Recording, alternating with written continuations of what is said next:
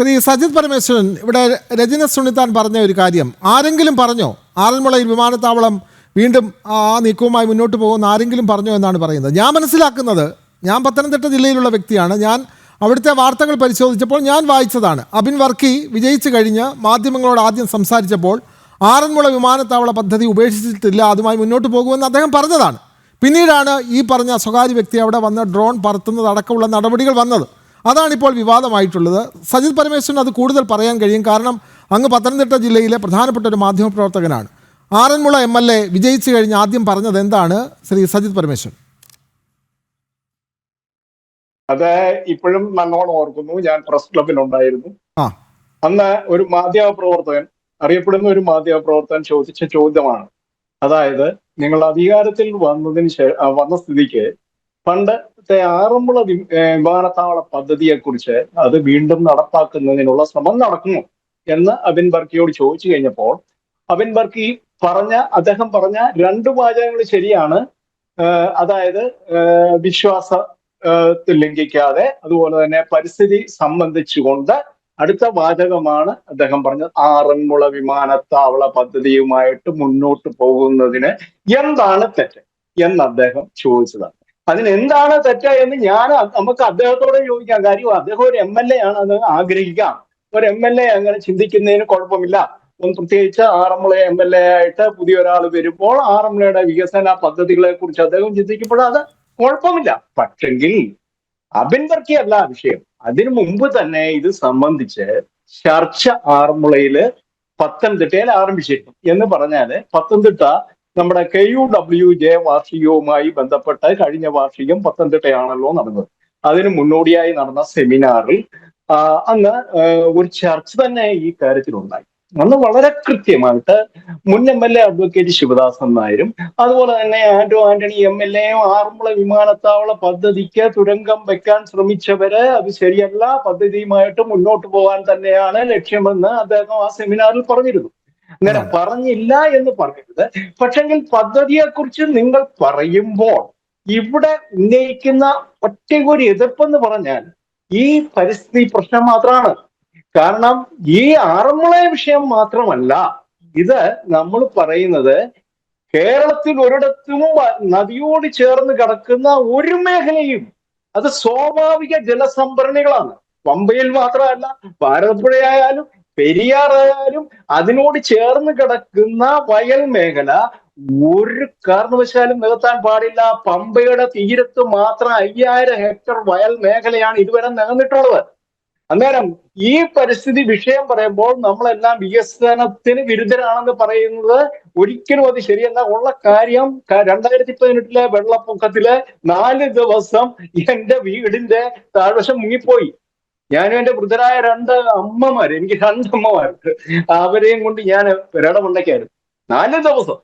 ഇത് പമ്പാതീരത്ത് അനുഭവിക്കുന്ന ഏറ്റവും വലിയ രൂക്ഷമായ പ്രശ്നമാണ്. ഞങ്ങളൊക്കെ പണ്ട് വെള്ളപ്പൊക്കം ഉണ്ടാകുമ്പോൾ അതൊരു ആഘോഷമായിരുന്നു. ഓണം, ഉത്സവം, ഊത്ത, ഇത് 3 ഞങ്ങൾക്ക് ആഘോഷമായിരുന്നു. പക്ഷെ 2018 വെള്ളപ്പൊക്കമൊക്കെ അതുപോലെ സമാനമായ രീതിയിലുള്ള വെള്ളപ്പൊക്കങ്ങളൊക്കെ ഇനിയും വരും കാലങ്ങളിൽ നടക്കാനുള്ള സാധ്യതയുണ്ട്. കാരണം ഘനമേഘങ്ങളാണ് ഇവിടെ സൃഷ്ടിക്കപ്പെടുന്നത്. പണ്ടത്തെ പോലെ ഒരു ഇടവപ്പാതി എന്ന് പറഞ്ഞാൽ രാവിലെ തൊട്ട് നൂൽമഴ പോലെ ഇങ്ങനെ പെയ്ത് ഉച്ചത്തോർച്ച എന്ന് പറഞ്ഞാൽ കുറെ ഒരു 1-2 മണിക്കൂർ വിട്ടിരിക്കും. അങ്ങനെയുള്ള കാര്യമല്ല. ഒരു ഭാഗത്ത് കിലോമീറ്ററോളം ഘനത്തിൽ 3-4 കിലോമീറ്റർ വ്യാസമുള്ള ഘനമുള്ള മേഘങ്ങൾ ഒരു പ്രത്യേക സ്ഥലത്ത് പെയ്യുകയാണ്. അന്നേരം എന്ത് വേണേ സംഭവിക്കും. ഞാനിപ്പോ ഒരു കാര്യം പറയുന്നത്, ഏത് രാഷ്ട്രീയ പാർട്ടികളായാലും വികസനത്തിനെ നിങ്ങൾ മുന്നോട്ട് കൊണ്ടിരുന്നതിന് എതിർപ്പൊന്നുമില്ല. മുമ്പ് പറഞ്ഞ ആ കൊടുമൺ വിമാനത്താവള മേഖല അത് വികസിപ്പിച്ചെടുക്കാവുന്ന ഒരു കാര്യമാണ്. യാതൊരു എതിർപ്പും ഉണ്ടാവില്ല ഇടതുപക്ഷത്തിന്റെ ഭാഗത്തുനിന്നും മറ്റു മേഖലയിൽ നിന്നും. കാരണം പരിസ്ഥിതി വിഷയം ഇല്ല, റിലീജിയസ് വിഷയം ഇല്ല, ആരും ഒഴിപ്പിക്കേണ്ട ആവശ്യമില്ല.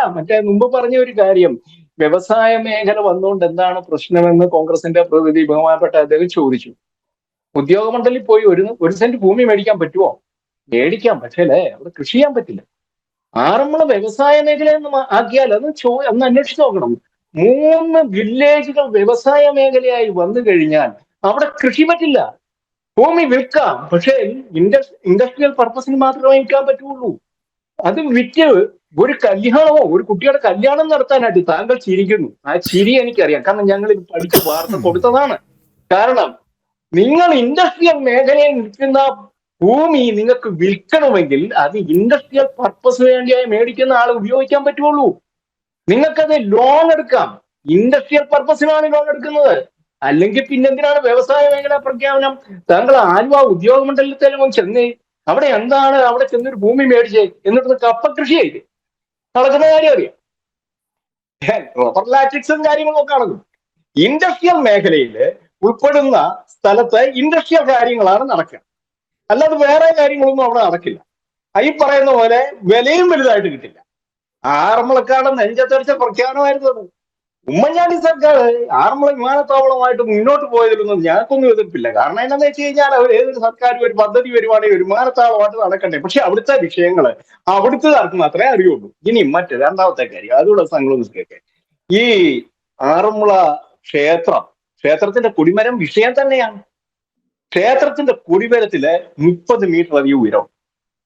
ഇവിടെ അതിന് സമാനമായി ലൈറ്റ് ഫിറ്റ് ചെയ്യണമെന്ന് പറഞ്ഞു.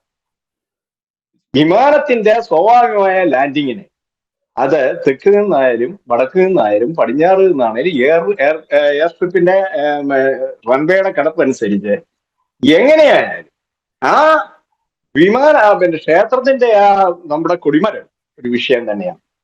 ഇതൊക്കെ ചർച്ചയിൽ വന്ന വിഷയങ്ങളാണ് അന്ന്. ഇപ്പോഴ് അതായത് നമ്മുടെ സർക്കാർ ഏറ്റെടുത്ത ഭൂമിയില്, സർക്കാർ ഏറ്റെടുത്തെന്ന് പറയാൻ ഒക്കത്തില്ലെങ്കിലും തർക്ക ഭൂമിയില്, അതായത് ഈ 232 ഏക്കർ ഭൂമി ഇപ്പോൾ തർക്ക മേഖലയാണ്. അത് ഹൈക്കോടതിയില് അതിന്റെ വാദം 16-ാം തീയതി നടക്കും. ആ സമയത്ത് ഇവിടെ കൊണ്ടുവന്ന് ഡ്രോൺ പറപ്പിച്ചത് എന്തിനാണെന്ന ചോദ്യം ജില്ലാ കളക്ടർ ഉന്നയിച്ചപ്പോൾ അത് വാർത്തയായി. അതിപ്പോഴ് ഏറ്റവും ലേറ്റസ്റ്റ് വാർത്ത ഇതാണ്. പക്ഷേ ഞങ്ങളൊക്കെ വാർത്ത കൊടുക്കാൻ വേറൊരു കാര്യങ്ങളുണ്ട്, താങ്കൾക്ക് അറിയാമോന്ന് അറിയില്ല. പത്തനംതിട്ട ജില്ലാ കളക്ടറേറ്റിൽ 2 ആഴ്ചയായിട്ട് തിരക്കിട്ട നീക്കങ്ങളായിരുന്നു. ADM-ന്റെ നേതൃത്വത്തിൽ അതിശക്തമായി പഴയ ഫയലുകൾ തിരയുകയായിരുന്നു. ഞാൻ മാധ്യമപ്രവർത്തകനാണ്, ഞാൻ മാത്രമല്ല, പത്തനംതിട്ടയിൽ നിരവധി മാധ്യമപ്രവർത്തകരുണ്ടല്ലോ. അന്നേരം ഞങ്ങളത് അന്വേഷിച്ചു കഴിഞ്ഞപ്പോ പഴയ ഫയൽ ആര് പറഞ്ഞിട്ടാണ് ഈ ADM തിരക്കി എടുക്കാനുള്ള ശ്രമം നടത്തിയതെന്നുള്ള ചോദ്യം സ്വന്തം ഇഷ്ടപ്രകാരം എന്നാ നോക്കിക്കളയാമെന്ന് ആരെങ്കിലും ചിന്തിക്കൂ? ഒരിക്കലും ഇല്ല.